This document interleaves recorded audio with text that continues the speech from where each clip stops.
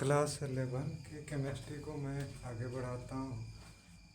तो जो modern periodic table है उसमें दूसरा आपका पॉइंट है ग्रुप वाइज इलेक्ट्रॉनिक कॉन्फ़िगरेशन, यानी वर्गवार इलेक्ट्रॉनिक विन्यास। ये आपको बहुत अधिक समझाने में मदद मिलेगा आवर्त सारणी को, और इससे आपको बहुत सारी चीज़ें भी पता चलेगी। तो हमने पहले आपको बताया है कि कक्षा को के एल एम एन से सूचित करते हैं, लेकिन उप कक्षाएँ 4 होती है, एस पी डी एफ। ठीक है, छोटा एफ होता है। तो यहाँ आप ध्यान दीजिएगा कि एस में 2, पी में 6, डी में 10 और एफ में 14 इलेक्ट्रॉन होते हैं। अब पूरे आवर्त सारणी को 4 ब्लॉक में जो बांटा गया है वह कैसे है, आप सबसे पहले इस बात को ध्यान दीजिएगा कि जब हम किसी तत्व का इलेक्ट्रॉनिक विन्यास लिखते हैं तो उसके अंतिम कक्षा में जब जो उप कक्षा होता है उसके आधार पर उसको एस पी डी एफ में हम क्लासिफाइड करते हैं। जैसे अब पहले देखिए एस ब्लॉक का, तो एस ब्लॉक में हम 1-2 उदाहरण दिए हैं। जैसे लिथियम का जो इलेक्ट्रॉनिक कॉन्फ़िगरेशन का अंतिम जो सब सेल आएगा, वह 2s में आएगा, सोडियम का 3s में। तो इसमें जितना भी एलिमेंट्स आएगा, यानी ग्रुप फर्स्ट और सेकंड में जितना में भी आएगा, उसका अंतिम जो इलेक्ट्रॉनिक विन्यास होगा वह एस सब सेल में ही होगा, चाहे वो 2s से शुरू हो 7s तक जाएगा।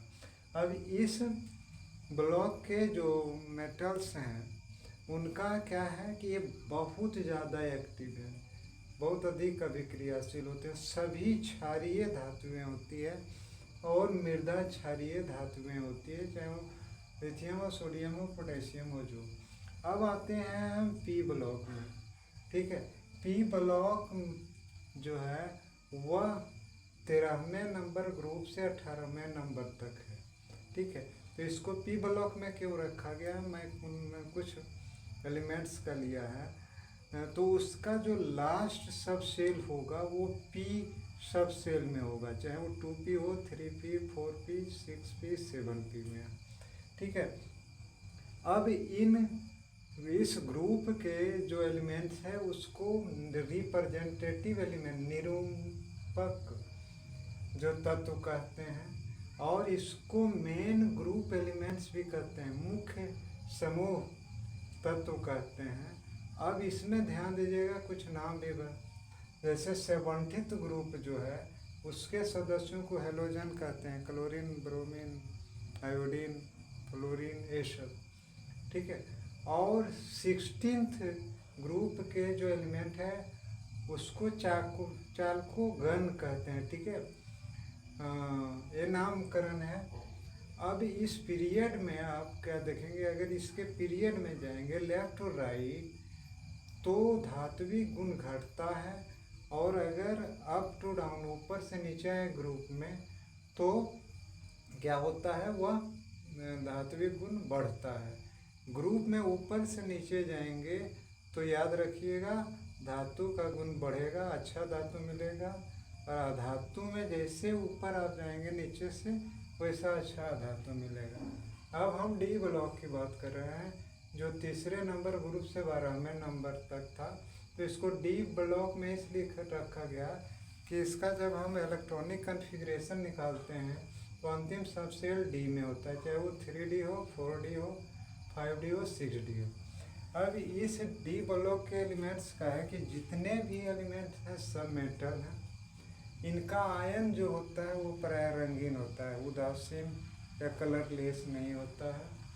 इनकी परिवर्ती संयोजकता, परिवर्ती माने जैसे लोहा का, ठीक है, 3, जैसे समझे बहुत ऐसे तत्व हैं जिसका 2 होता है, जैसे कॉपर का 1 भी होता है, 2 भी होता है। ठीक है, आप लोग अस और ईक वाला संयोजकता, फेरस 2, फेरिक तो 3 है ना। इस तरह में आपको ये संयोजकता मिलेगा। ये नॉन मैग्नेटिक होते हैं, चुंबकीय नहीं होते हैं। इनको संक्रमण धातु भी कहा जाता है। यह एक तरह से ब्रिज का काम करता है। और जो अंतिम ब्लॉक है वो एफ ब्लॉक है। एफ ब्लॉक कहाँ आपको मिलेगा? आधुनिक आवर्त सारणी देखिएगा तो नीचे में 2 कॉलम है, ठीक है, हॉरिजॉन्टल कॉलम है। उसमें आप लेंथेनाइट सीरीज है, उसके नीचे एक्टिनाइट सीरीज। तो इसको इसलिए रखा गया है कि इसका जब हम इलेक्ट्रॉनिक कन्फिग्रेशन करते हैं, तो लेंथेनाइट सीरीज में 4F तक जाता है, एक्टिनाइट सीरीज में 5F तक आता है।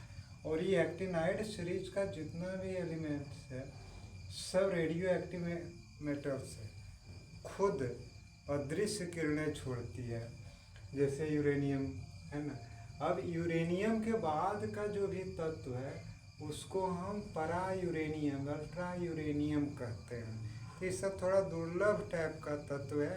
अगर आप मेरी वीडियोस से संतुष्ट हो रहे हैं तो प्लीज़ लाइक और सब्सक्राइब कीजिए। मेरे पास अभी थोड़ी तकनीक का अभाव है, आप लोगों की इच्छा होगी तो वो सब तकनीक पूरा हो जाएगा, क्योंकि संसाधन का अभाव है। अगर मेरा वीडियो में साउंड थोड़ा कम है तो आपसे रिक्वेस्ट करते हैं कि आप साउंड बढ़ा करके सुनिए। मैं सिंप्लीफाइड तरीके से बताना चाह रहा हूँ। प्लीज़ लाइक और सब्सक्राइब कीजिए।